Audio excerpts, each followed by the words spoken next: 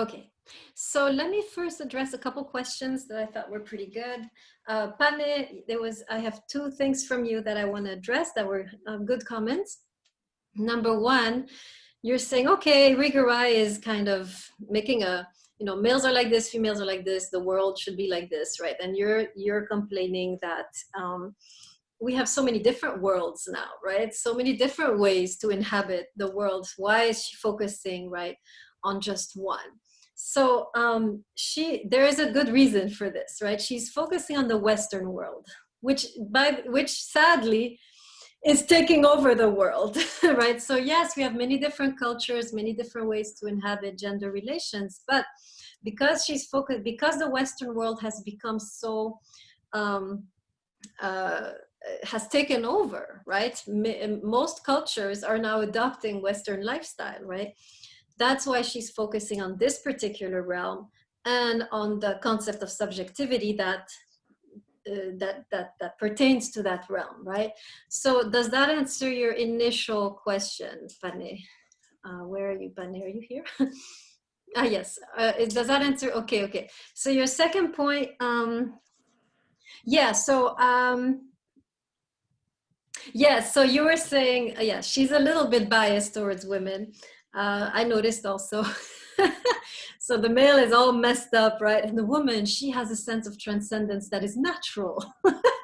So I disagree with Irigaray on this point, actually, Panis. So, and I want to talk briefly at the end about, she's going to talk the whole time about balancing male sexual energy. And I want to talk a little bit about the female at the end, just to show that we're not angels, right?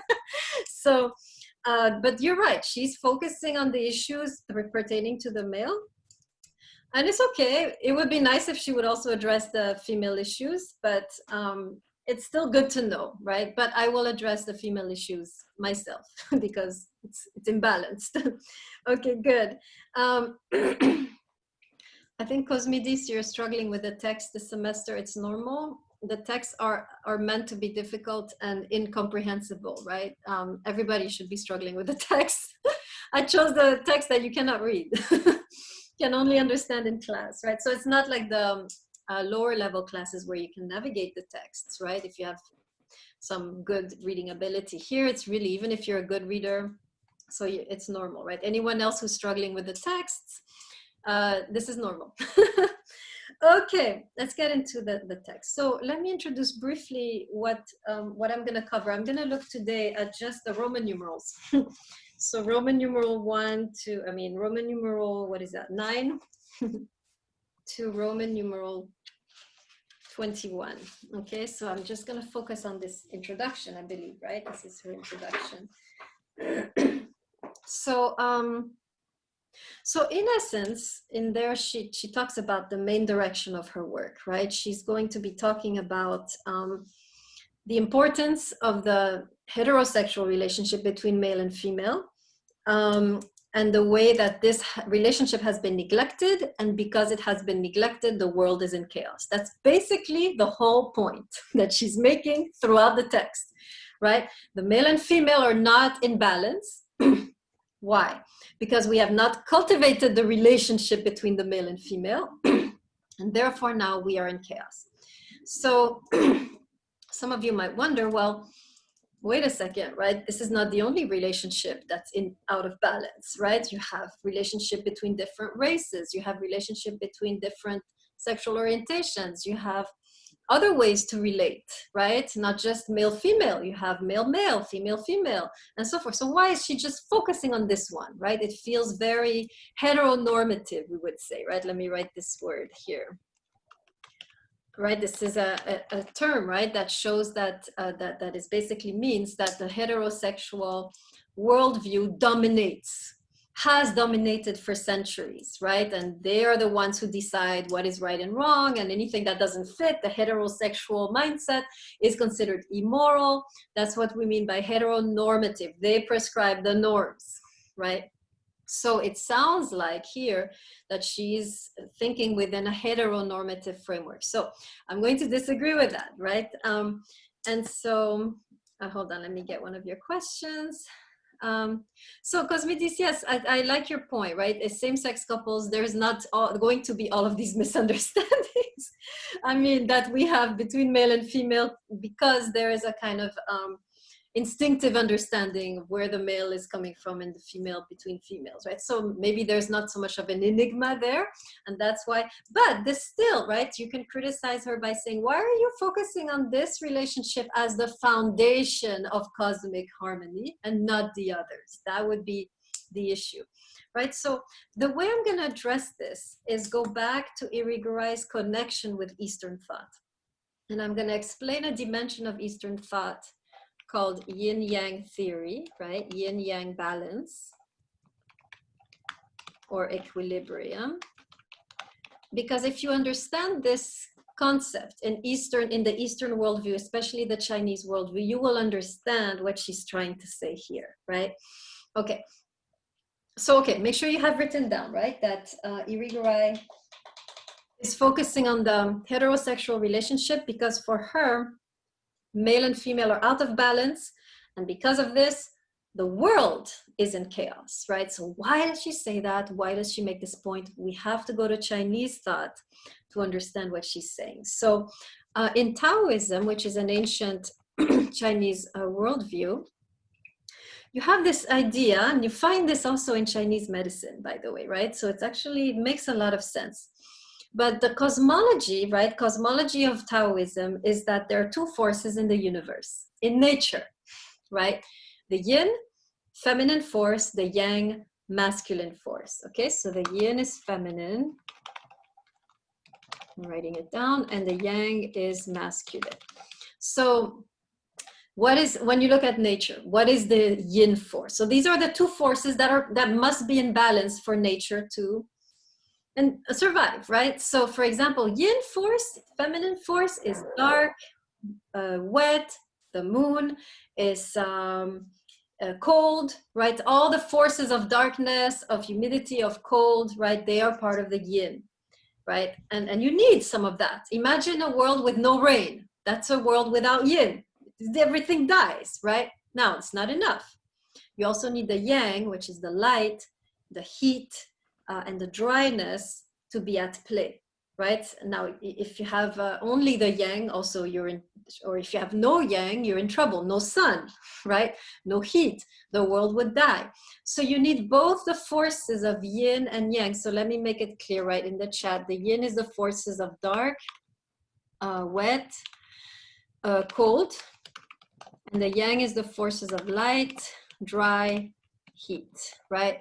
And you need both of these forces to stay in balance for the universe to remain alive, right? If you just have yin, no light, no heat, everything gonna die. If you just have yang, no wetness, no darkness, everything also is going to die, right? So this is the cosmology. Now, it gets more interesting when you get to Chinese medicine because it's closer to home. It's about the human body. In Chinese medicine, you get sick when the yin and the yang in your body are out of balance. So for example, when you catch a cold, it's literally in the expression, right? You catch a cold, look at what happens to your body. You're cold, you have sinuses flowing, wet, right? It's your soul is dark. So you have a cold. They believe that the reason you caught a cold is you're out of balance with the heat of your body. So if you go to a Chinese drugstore, they will prescribe to you warming remedies, right? Herbs that will warm your body up, and this is supposed to reestablish the balance. And the opposite is also true, right? If you have a fever, if you're all dry and you're like, you know, dehydrated, right? This is also a sickness that comes from not enough yin, and they will prescribe cold herbs, right? Nourishing, humidifying herbs, right? So this is really attested in Chinese medicine. They actually address almost every disease as an imbalance in yin and yang. And so when there's too much yin, boom, you feed the yang. Too much yang, you feed the yin. Okay, am I making sense so far? Put your hand in the screen if I'm making sense. Okay. So now you can see, right? If yin and yang are the basis of cosmic harmony, she is now going to translate this to gender theory, right? So she's going to say the male and the female the embodiment of yin and yang, the male and the female in the world, are in a ways the guardians of this balance. If the male and female are in balance, male yang, female yin are in balance, you will have cosmic harmony. So she's actually translating the cosmology to the political, right? That's what she's doing. She's taking the Chinese cosmological worldview and translating it to the political worldview. Instead of yin and yang, you have male and female. And she's saying the same thing. If we could come into harmony, our politics, our society would be in harmony. The reason we have chaos in our society, all of this rioting and violence and injustice and class differences and poverty and abuses and domestic violence, all of this, she says, comes down to one issue: the imbalance of yin and yang. So she's addressing society as a sick body, right? Sick physical body. And she's saying, right now we have too much yang, too much anger, violence, aggressivity, activity, right? This is true, right? There is too much violence, anger, aggressivity, and activity. Look at you, even the way you're doing your college education. You're rushing through it. You cannot even take a break, right? So she's saying we need to recover the yin. The woman needs to be more present, and then we will have again a healthy society. Am I clear so far in this next step in the translation? Okay. Now I'm looking at someone talking about yoga. Let's see.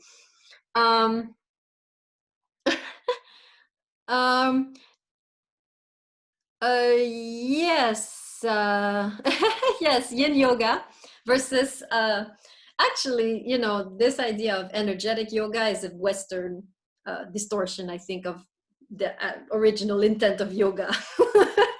Right? When you see these yoga classes where everyone is like pumping, it's not good, right? Yoga is supposed to be yin across the board. That's my view, at least. So yin yoga is a return to how things should be. Yes, very good. Okay, so now that we know this, that we have this background, let's go into the text. Obviously in the text, she's gonna be talking more about the male, but that's why I want in the end to also talk a little bit about the female. So let's talk about, so let's go to page X, 10, Roman numeral 10. Where is it? Can't find it. Here it is. Okay. So now she's first going to start out, right, by talking about the West, right? The Western subject, and basically the fact that this subject is overwhelmingly male, and therefore it's out of balance, and that's why we're in chaos, right? So she says this here. She says we have forgotten, the reason why we are in chaos is that we have forgotten that subjectivity, and she says it here, is two. Let's go to page 10, Roman numeral 10. Go to the second paragraph.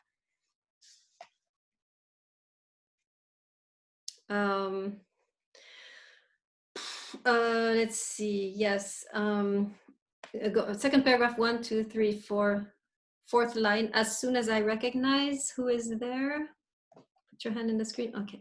As soon as I recognize the otherness of the other as irreducible to me or to my own, the world itself becomes irreducible to a single world. Never mind. Here's the thing you underline. There are always at least two worlds.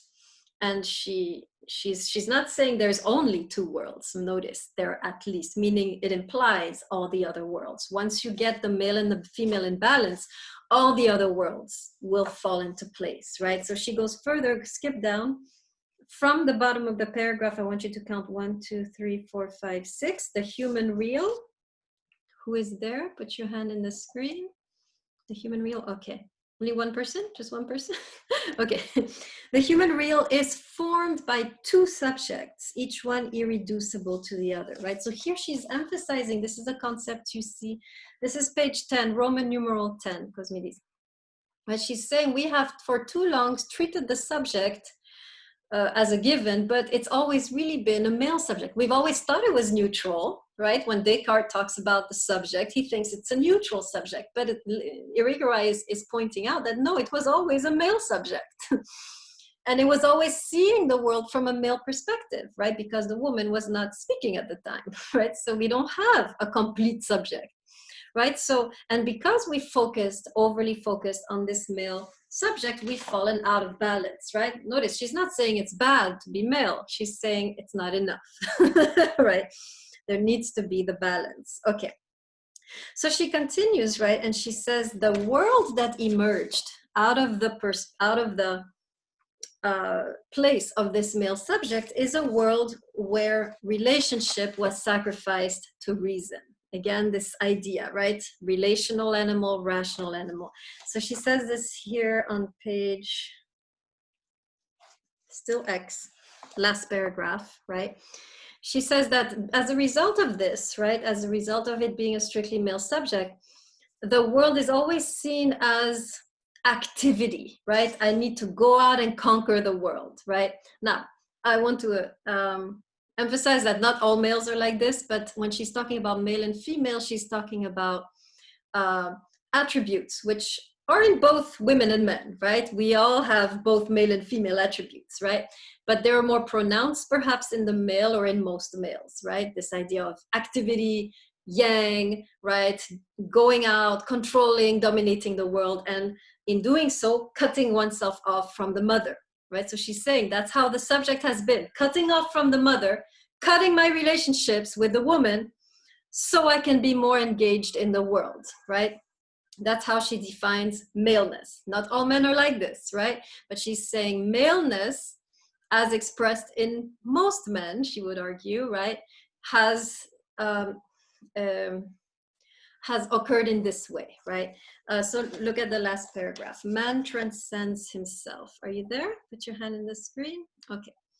Man, so the male subject, transcends himself towards a world in order to give himself a unity through a projection of all that he perceives. And then she continues, man needs such a transcendental project to acquire an identity of his own with regards to his origin, especially his maternal origin. Okay, so translation. So she's saying this. The man is bound to the mother as a child. To become a man, he has to do two things. Cut himself from the woman, the origin, and move into the world and dominate it, right? Project. And she's saying, okay, this is fine, this is great, but we are creating a reality which is out of balance, right? In other words, in such a reality, relationships are secondary. That's the first problem, right? Relationships are set on the side, especially the relationship with a woman is seen as detrimental to my activity within the world, right? So she's saying this is what has caused the chaos we are in, right? All right, so let me, let's read on page 13, Roman numeral. First of all, page 11, Roman numeral. So she's going to criticize this now, right? This way that the Western subject or the male subject has occurred, cut from the mother, domination of the world. And she's saying the problem with this is that we do not reach what she calls a human world. Third paragraph, page 11, projecting a world. Are you there? Okay. Projecting a world does not necessarily amount to attaining a human world. In other words, the Western subject has achieved enormous projects, right? We have technology, science, infrastructure, right? All of this has been built out of this male subject, right? We have to acknowledge the contribution, but she's saying such a world, because it is born out of a cutting off of the mother or of the relationship with a woman, is not yet a human world. In other words, we have high degree of civilization in the material realm, but we have 0 degree of civilization in the interpersonal realm, right? Because the male learns to dominate the world, but he doesn't learn to relate to the woman, which is true today. I agree with that, right? We all learn, actually, to dominate the world, to study. I mean, look what you study in high school or elementary school: science, geometry, you know, biology, geography. You don't do geography. That's for other countries. We don't need to do geography. We're the center of the world. So, right. So, but do you ever learn how to relate to a woman, or as a woman to relate to a man in any of your classes? 0. right? So that's what she's saying. This Western subject has built an empire in the material world, but has remained deeply primitive in the interpersonal realm. And that's what she means when she says this here. Let's go to page, I'm having trouble with the Roman numerals, 13.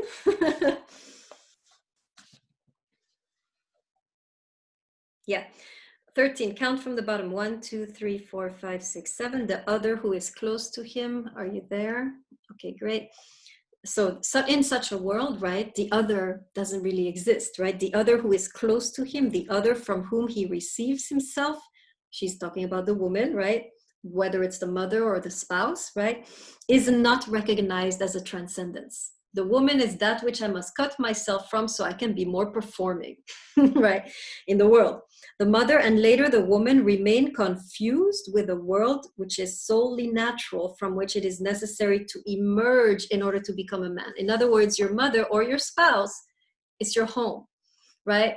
They're there to just, you know, be the root, and then you have to leave the home in order to make a name for yourself, right, as a man. So the mother and the spouse are just there to propel you, or they're just there to propel the man into the world, establish him, establish his career, and he returns to them to rest, right? But not really to be challenged.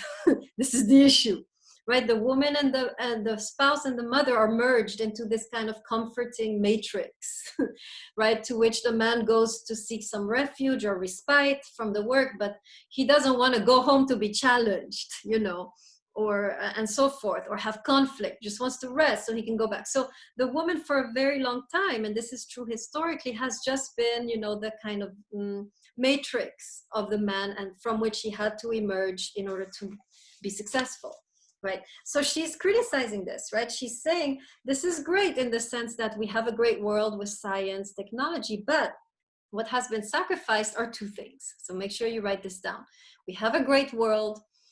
The nature has been dominated. We have science, technology, infrastructure, and so forth. This is all good, but two things have been sacrificed. Number one, the woman. Number two, male sexuality, right? And so she's going to focus on that. She's saying also the male is suffering from this way of inhabiting the world. So she says this here, page 12, still Roman numeral.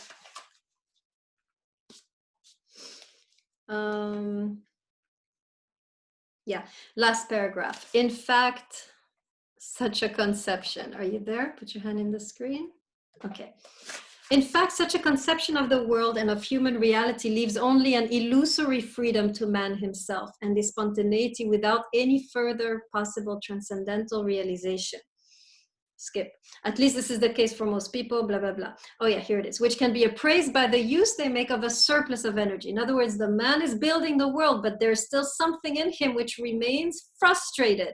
And this, she talks about sexual energy, right? This is an energy that could be unfurled as the horizon of a world built with a view towards a sharing of desire with the other is instead expended in secondary, animalistic, solitary, shameful, or warring activities. So she's saying male sexuality in such a world where all that matters is conquest is left without any type of dwelling, if I could put it like that, right? In other words, in his rush to conquer the world, his own sexuality remains left with no object, without any, it doesn't know what to do with itself in a way, right?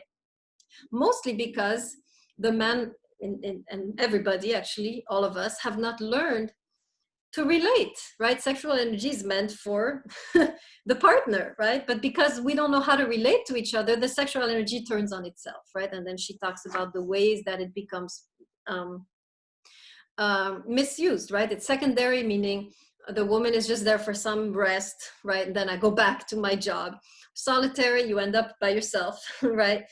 Shameful, you end up into some kind of perversion of desire. Warring, it turns into violence, right? These are all the ways that she, according to her, male sexuality becomes the, in a way, expresses its frustration at having no a counterpart. And why it has no counterpart? Because the woman is seen as the matrix.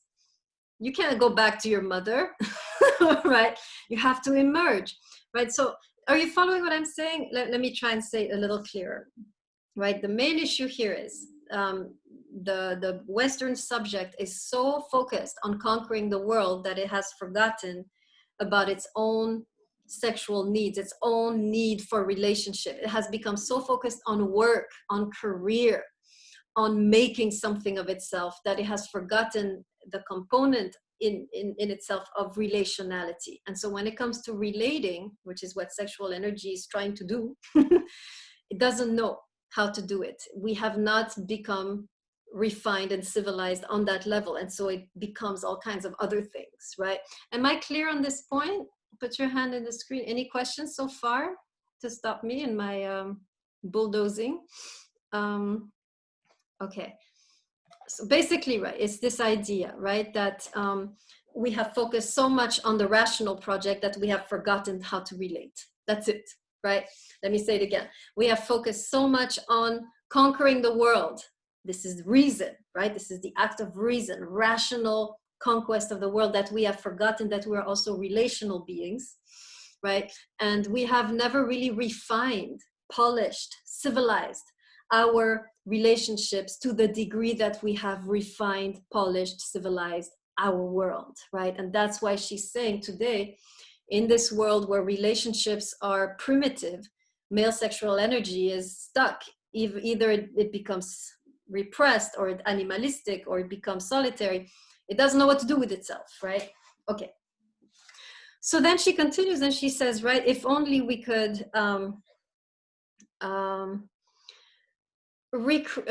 get to a point where our relationships became also a focus, where we would cultivate our relationships, which means therefore that we have to cultivate our sexual energy, right? And she's saying today, this energy is not cultivated. And this is true, right? If you're a male in this world today, you don't know what to do with yourself, right?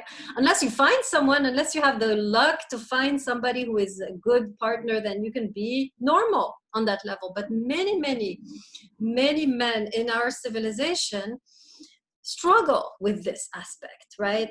Because they haven't learned, according to Irigaray, to cultivate this energy, right? In order to be able to be in a relationship, right? So she talks about, right, the importance of cultivating sexual energy so that you can be in a civilized relationship with a partner. She elaborates on this in her book, 2B2, which I invite you to read, where she talks about the sexual encounter and how the male can begin to refine his energy in order to be able to truly connect with a female, right? There she talks really beautifully about how do you engage with a woman during the lovemaking so to create intimacy and not distance, right? So she talks at length about that. But here she simply talks about the importance of mastering the energy before you can offer it. Okay, let me say that again. So two ways, right, that the energy can become refined and cultivated. Number one, learning to master it. Number two, learning to offer it, right? Here we will learn how to master it. In the book 2B2, she teaches how to offer it, right? So that's why I suggest you really read that book too. So let me write this down in the chat, right? Two ways that male sexual energy can be refined, right? Number one, this is important, mastering it. Number two, offering it, right?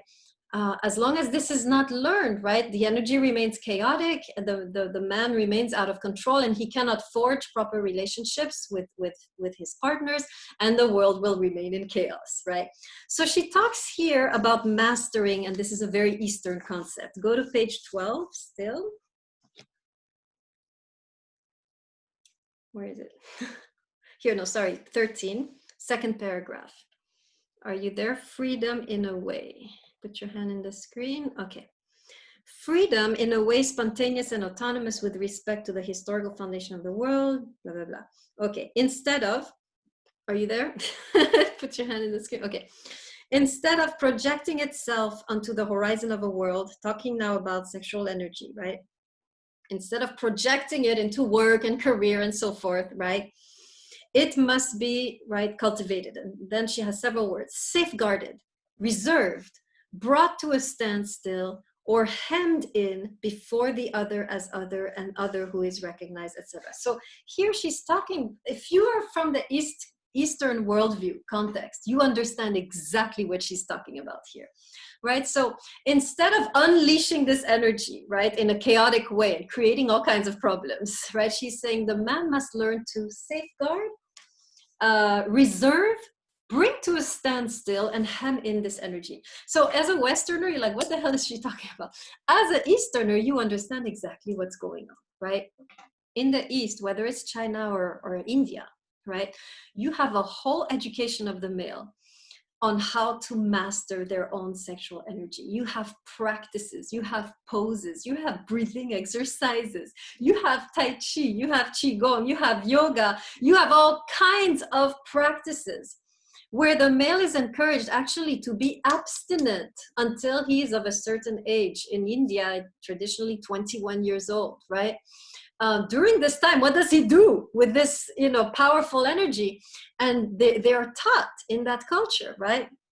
The mastery of that energy, the sublimation of that energy. And this is an incredible, powerful preparation for being with a woman, because if you master yourself as a man, when you are with a woman physically, you are able to direct the energy in a way that she can best receive it. You're not, all over the place. So this is what she's saying, right? She seems to be indicating that we need more of this type of Eastern education to enter the education of males, so that they can become more masterful of this energy, so that therefore they can eventually offer this energy in a way that creates intimacy rather than destroys it, right?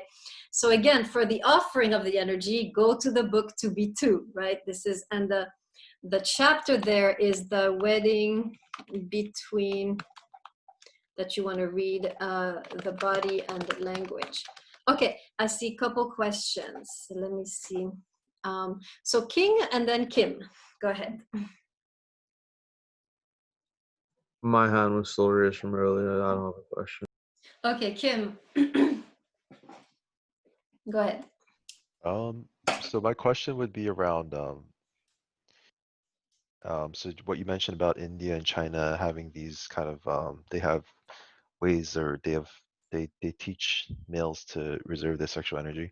I know that in not so much China, but in India, there's a real problem with sexual violence. Like, how is there any kind of relationship, do you think?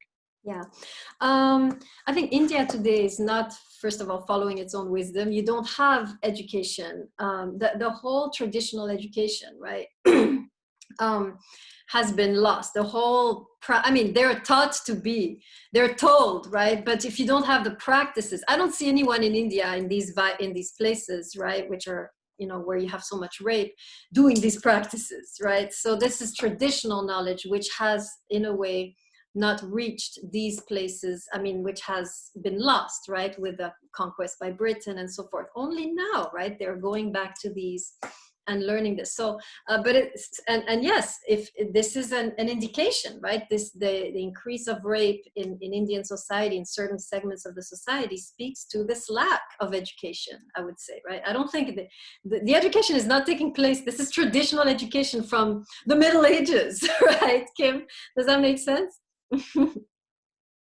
Yes, it does. Thank you. Okay, great. Now, I'm not going to spend too much time on the males because I want to get to the females. I think we get the point. So in essence, right, this is just to conclude on this aspect, go to page 19, right? So she's really saying, right, once this happens, once this education happens, we can have again a relationship that is civilized, but refined, cultivated between the male and the female, and therefore reach this kind of balance, right? So she says this here on page 19. Go to the big paragraph and count from the bottom: 1, 2, 3, 4, 5, 6, 7 to cultivate sexual attraction. Are you there? Put your hand, okay. To cultivate sexual attraction as an original impetus in the relations between humans is a task. So cultivating, right, this sexual attraction, it's a task that Western culture has not cared about with the seriousness that it deserves.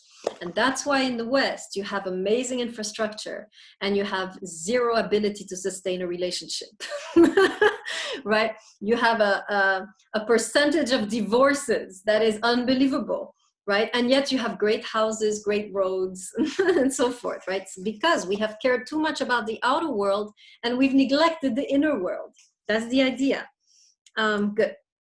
Okay, now let me go and talk about female sexual energy, because I don't want just the males to be, guilty. We are, it takes two to tango, right? If we are in chaos, it's not just the fault of the male, right? I'm leaving Irigaray. This is not Irigaray. This is me responding to Irigaray, right? So it's not right. It takes two to tango. It's not just the male that has created this chaos. The female also has contributed, and we need to see how, right? So I'm going to go back to the Chinese perspective on yin and yang in order to figure out what is meant about female sexual energy. Obviously, it's different, right? We're structured differently. We have a different body. How does our sexual energy express itself, right? So this is an interesting theory that I learned from a Qigong teacher, talking about the yin and the yang in the male and in the female. So bear with me because it sounds out of context, but I'll bring you back. Yin and yang in the female body when it comes to sexuality. So for the male, the yang part is the sexual organ, obviously. The yin part is the heart, right? So you'll notice that males are more expressive sexually, but emotionally, forget about it. If you want to get the male to tell you he loves you, it takes huge courage. It's not easy, right? The part of the heart in the male is going inward, right? It's the shy part, the modest part, the discreet part, the hidden part. As a woman, it's never a good idea to go probing. Do you love me? Babe, do you love me? Don't ask that. You're gonna get a confused answer, right? So in the female, it's the opposite. The sexual organ is yin, right? We're not going outward, we're inward, secretive, hidden, right? The yang is the heart, tough, emotional, strong emotional aggressivity, right? It is so I would suggest that the female sexual energy is located in the heart. It is emotionally that we can become violent and aggressive, right? Not sexually. There's not going to be many women wanting to rape a man, right? It's not our thing. But there can be emotional abuse, right? There can be a management of the emotions, right? This is where the woman becomes extremely dangerous. And I'm sure the males listening to me are agreeing with me that emotionally the woman can be deadly. As a woman, if your emotions are out of control, you can destroy the whole world around you, right? In other words, a woman who is not in control of her emotions, who allows herself to get out of control emotionally, in other words, becomes insecure or needy or jealous or aggressive or negative or complaining, right? This is all this kind of powerful emotional energy that we have.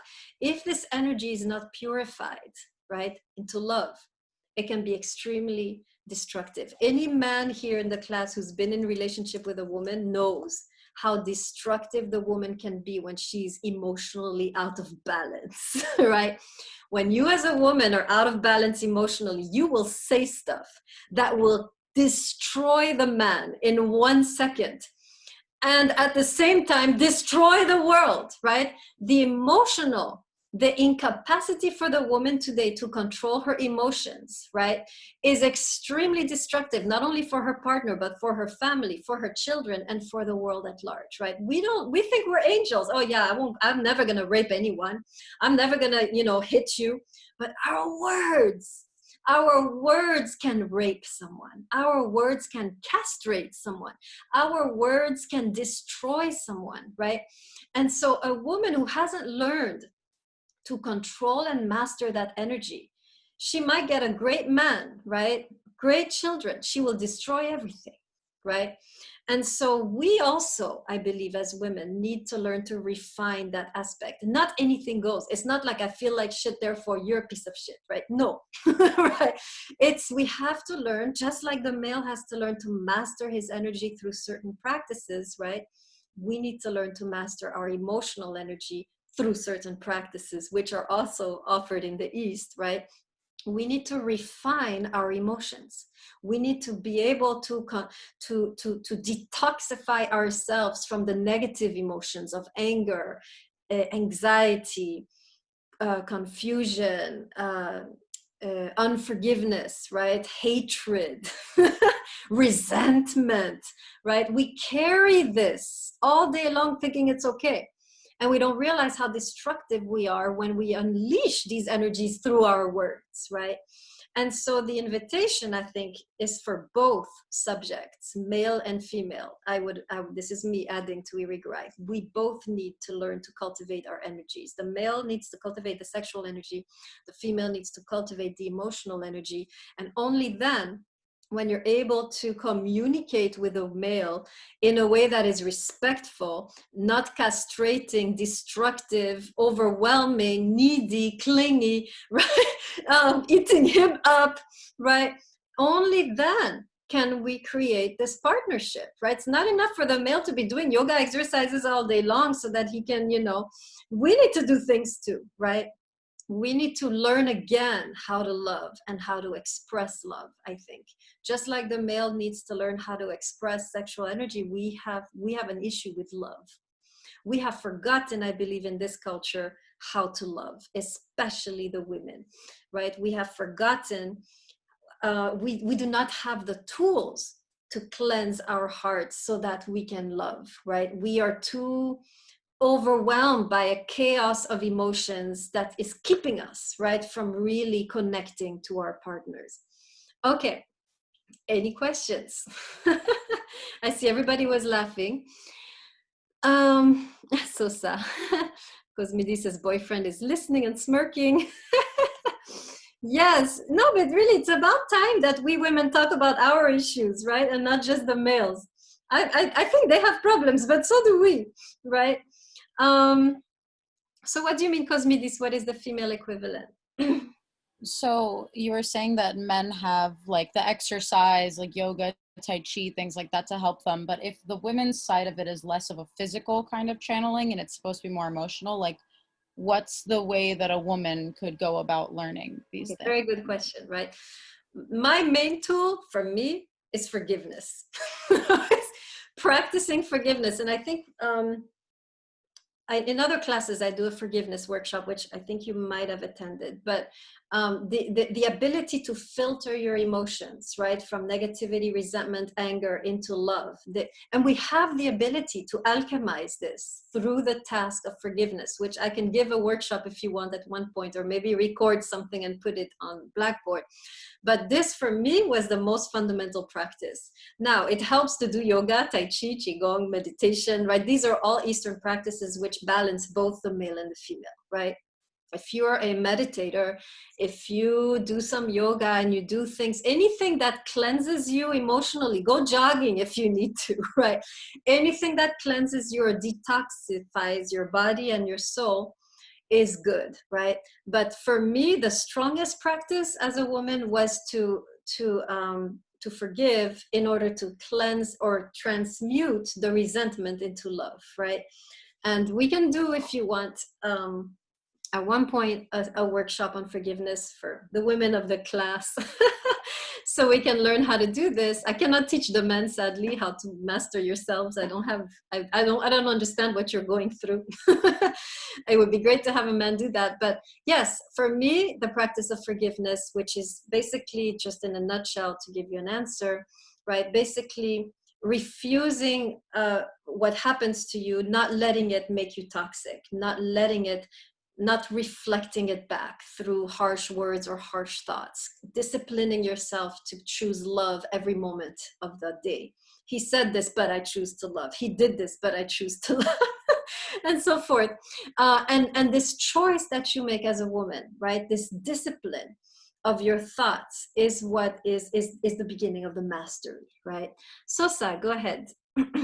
I took your class when it came to the ethics of love, and I believe we did Irigaray too. But I wanted to add in, it also has the same mindset of like when, for instance, like your partner really isn't talking to you, and instead of just lashing out at them and say like, oh, you're being lazy, you're not giving me affection, instead you have to be like, you know, I hope that whatever you're dealing with right now, you're done so you can give me the affection, you can talk to me. It's somewhat like that, correct?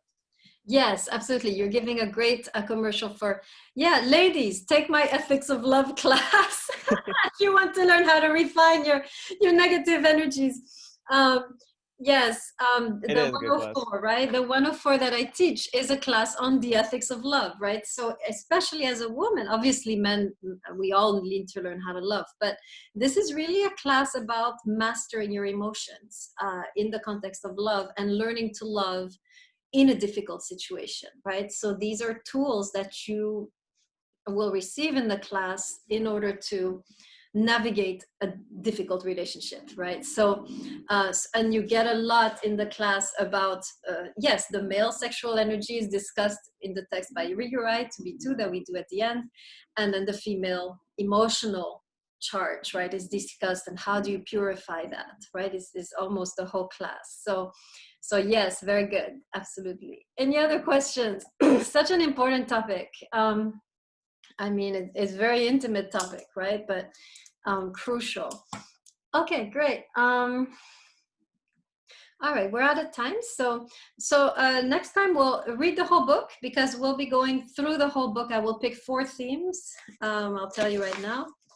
I'm gonna pick the theme of silence, patience, moving boundaries, and double listening. These are the 4 themes. Let me write it down in the chat, right? Silence, patience, double listening, moving boundaries. So these are all techniques, right, that she's gonna offer us in order to learn how to relate in a more refined, civilized way with each other. So she's actually already beginning the teaching, right? How do we, male and female, learn to relate to each other? These 4 tools: silence, patience, moving boundaries, and what's the other one? Double listening. These are skills, right? That once we master these 4 skills, we can begin to forge a relationship with the opposite sex, which is civilized, refined, polished. So that will be the itinerary for us. So try to read the whole book by next time. When is next time? Wednesday? Okay, maybe read half the book. Whatever, the page is assigned. But I'll be going over those 4. Okay, are we good? All right, I'm going to stop the recording.